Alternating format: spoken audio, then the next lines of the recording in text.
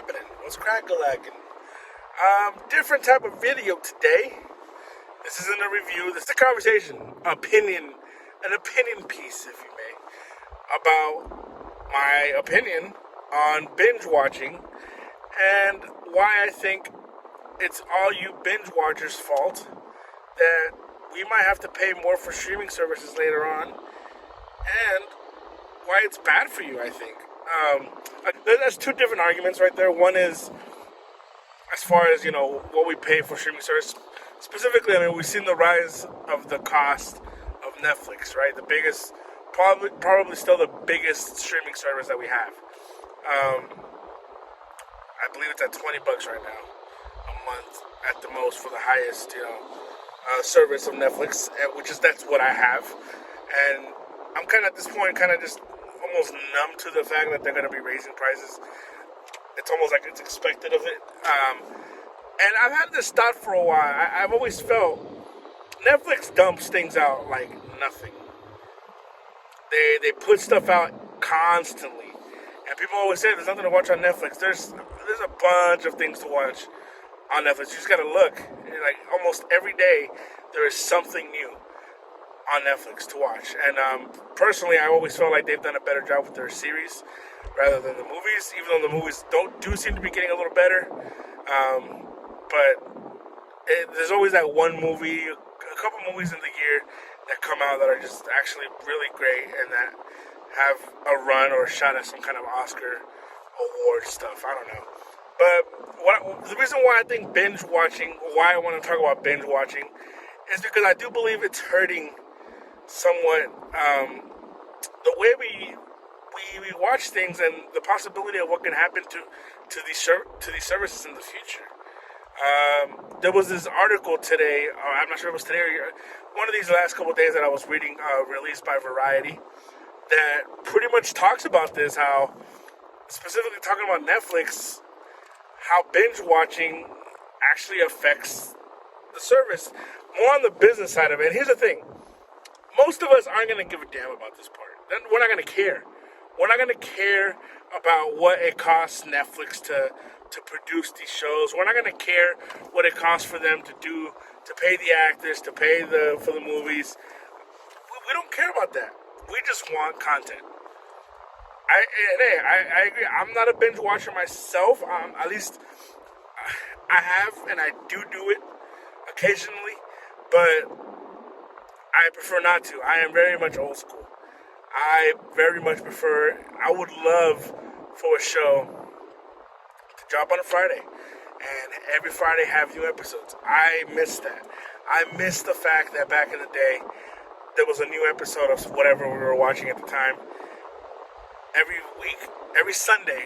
Even not so long ago with Walking Dead, when Walking Dead was at its peak, at its best, the heydays of Walking Dead, the fun and the amazing time we had every Sunday getting ready just to watch an episode of Walking Dead. Those, to me, I miss that. I really do miss that. And the fact is, you get to talk about that one episode for the week. And then the following week, another episode comes out, and now you get to talk about what happened in that episode. We'll talk about it not just for that week or whatever, you will talk about it for months as the show is out. The issue right now that I see with Netflix and what this Variety report talks about is that Netflix shows tend to have an early, what it says, you can look it up. One of the things that they said was that Netflix TV series have an early sizzle, but then they just fizzle out. And it's true. I remember last year, what was the big show everybody was talking about? Squid Game. Everybody was talking about it for about maybe a month or so. Give or take, a couple weeks. And then what happened? No one talked about it anymore. It really came and went. Why? Because everybody watched it in a sitting. Everybody saw it within a couple days of your Squid Game was done. It was over. And then you talk about it for a day with some friends. You post about it on Twitter or Facebook or Instagram, whatever it is. And now it's like, okay, let's saddle up for something else. I don't see that as fun. I just don't. That's just me. That's my opinion again. I just don't see that as something that I would want to do. I don't know. Like, here's the thing, and I am guilty of the binge watching. I've done it.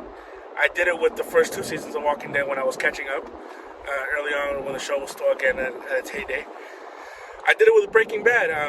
Breaking Bad had just finished its series, and I wanted to see what the heck the hype was about. And I remember watching all 5 seasons within maybe a month. And again, it took a show like that to really, pull me in and let me sit in and watch it. But the thing is, I had the show for myself, and part of the TV watching experience and the series experience is talking about it in real time with other people that are watching it at the same time as you are, if that makes any sense. I think there's something unique about that. I'll say this for another, as far as Netflix doing that with Squid Game. I've been to watch Ozark. Ozark Part 1 of Season 4 just came out this month, or last month, in January. I killed that show, those what was it, 7 episodes in a weekend. Now it's gone. Now we have to wait so long for the second half of Ozark to come out. And again, I saw Ozark was trending on Twitter for that weekend. What's next? That's what's going on now. Okay, what's the next show now? Well, okay, I just finished a show called Archive 81. It got some buzz again. It came out, bam, it hit the floor running. And now it's fizzling away again. Why does this matter? Well, again, this is from as far as from what I was reading in the article, is that it's hard to maintain these kinds of things. It's hard for a streaming service to maintain something like this. Because of this, Netflix now has to constantly be putting out content. So what happens is, within the first month or so that a show was released, the binge watchers, fans, watch it. We watch it within a week or so. It's over, and now we're looking for the next hit. You know what I mean? Kind of like we're like drug addicts, dude. It's insane what people just, how quickly they just run through these shows. Again, I want to start this as more as a movie critic, because I find myself more aligned with movies. I can sit down for 2 hours and watch a film, and I'm done with it. I love that. I love that experience. And again, that will last a little longer. That has more leeway because it's a movie. It's meant for that. A TV show, I'm just not great at binge watching because I can't sit there and, I guess I just don't see it as someone that needs to happen, that needs to see what's going to happen right away. I'm a patient guy.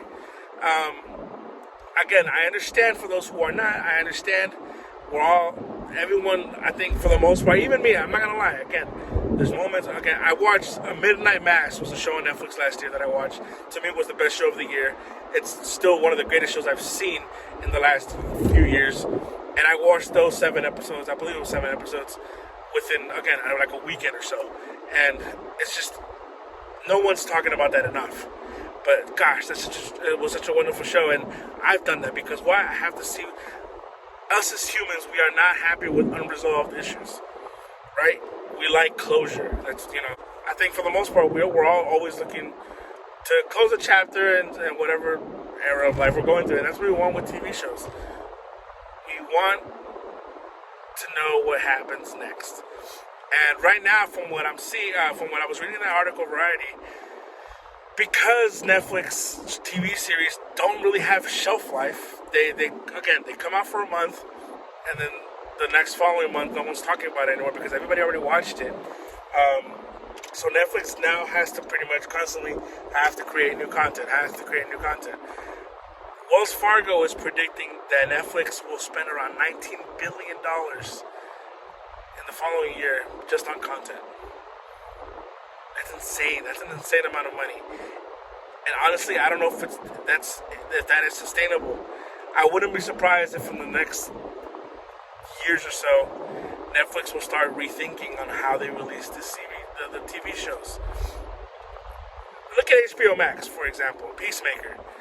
I thought it was a great rollout. You release the first 3 episodes, and then you go week by week with new episodes. What's wrong with that? I think that's perfect. Disney Plus was the most benefited actually out of this with WandaVision earlier last year. It was their first show, the first Marvel show that was it was coming out. Everybody was excited for it. We released 2 episodes, and it started off very tamed.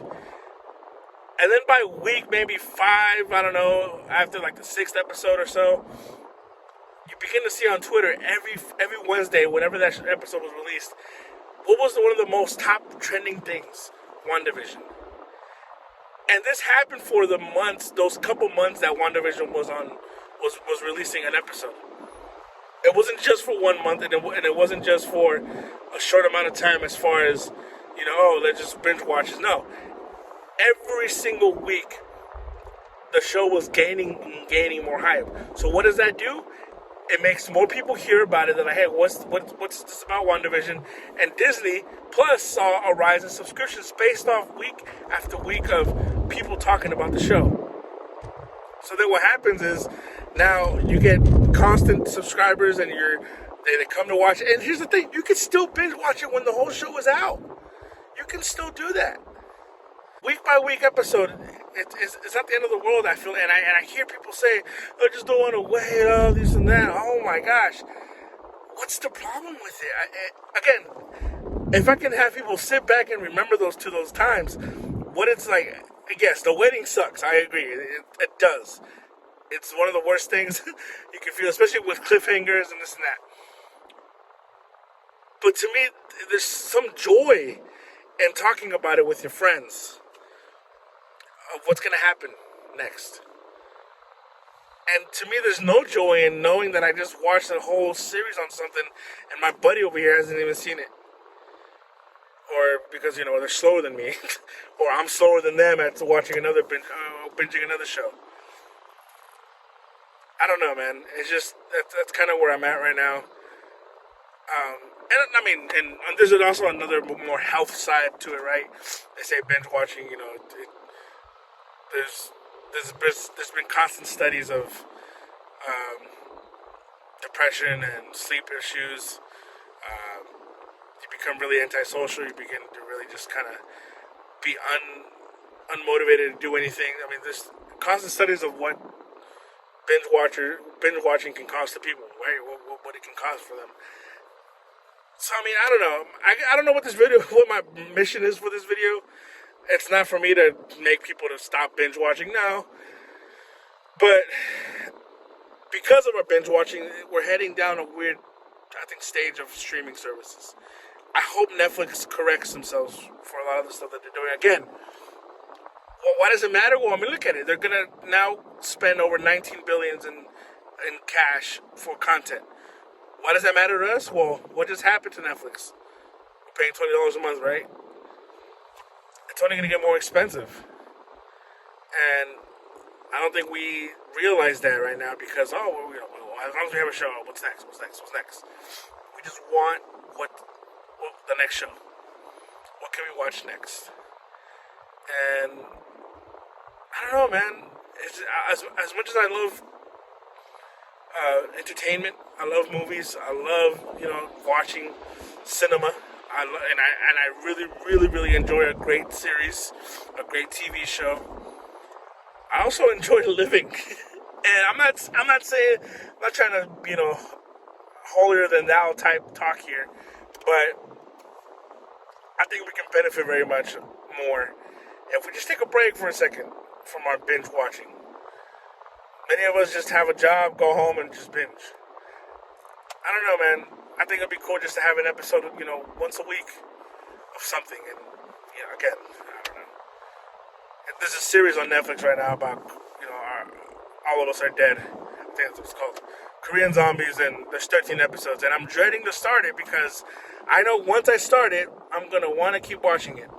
And all 13 episodes are already out. I'm enjoying my time right now with Peacemaker. 6 came out today. I watched it. I had a great time with it. It's setting something up for the next 2 episodes that are going to be awesome. And yeah, would it be nice to watch what's going to happen right now? Sure, but you know what? I can wait. And I'm excited. I'm very excited to see what's going to happen next. I don't know, man. It's a weird time we're living in with streaming services again.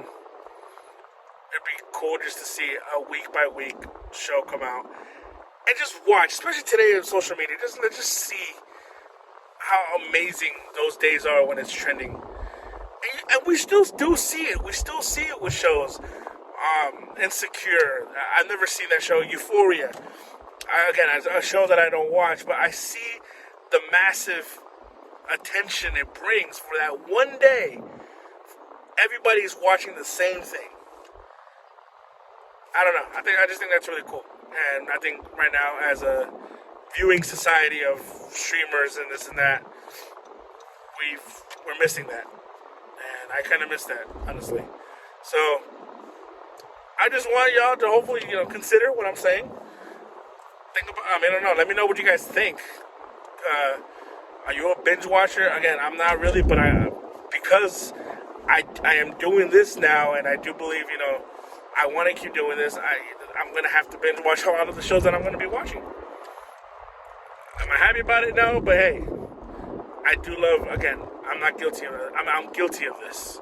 So I just hope these streaming services can maybe change the way they do some of these series and just kind of release them on a week-by-week basis. I know many people will be unhappy, and you hear a bunch of crybabies, I don't want to wait.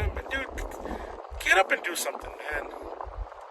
Go for a run. Go to the gym. I don't know. Watch a sport, yeah? That's fun. I don't know. Let me know what my opinion sucks. Peace.